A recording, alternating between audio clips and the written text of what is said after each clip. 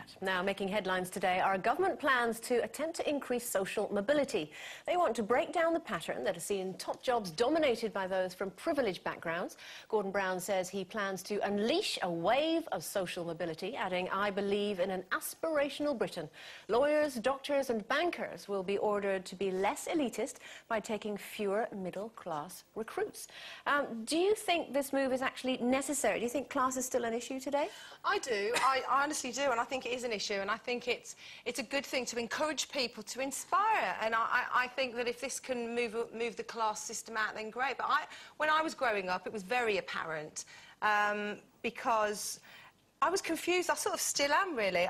We were looked on, because my dad was a policeman, and I suppose we had nice-ish things, I went to a school in quite a run-down area, but I connect with. I had always have had friends from all walks of life. I don't care what they've got, what their parents do, where they live. I'm not bothered about that. It's about the person. However, when I was growing up, it was made sort of clear to me, I suppose, because you do tend to stay in groups, don't you, at school? So would you say when you were younger you were more aware of the class system as it maybe was then? I think people used to look on us, yes, as maybe we were middle class, but what does that mean? I don't know, but I think it's to do with money and what you've got and how big your house is, quite frankly, which is wrong. I think the class system's changed completely from when I was a kid. In what way? I don't actually think we have a class system. I think we're fairly classless now. I think it's more to do with how much money you've got, whereas when I was a kid, I came from a very working class area, South Yorkshire. My family were all either miners or some steel workers, a lot of railway workers. My dad was on the railways, my mum.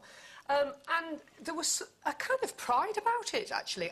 And the working class people that I knew were very aspirational in that they wanted to be better educated. We had a thing called night school that, a lot of my parents certainly, and a lot of their friends and family members went to night school. There was a thing called the Working Men's Association where you could go and better yourself, educate yourself, and a lot of working class people wanted to do that and did. And there was a whole culture around being working class. There was music that was special to us, and it was lovely. And I don't think that exists now. I think we've got poor people. So what would you say about someone? Well, yeah, somebody who works in a factory in a manual job and lives in a council house. Would you not say that they were so working class? There are no council houses and very few factories. I mean, manufacturing industry was decimated, as we all know. But there are a lot of poor people, and there are poor people, but they're not necessarily working class just because they're poor. Well, no, but well, you see, this is the grey area, isn't it? Because I'm not quite sure, because I do some work for Charity Children North East, and I was horrified to see that the North East, where I'm from, obviously, has the highest rate of child poverty in this country.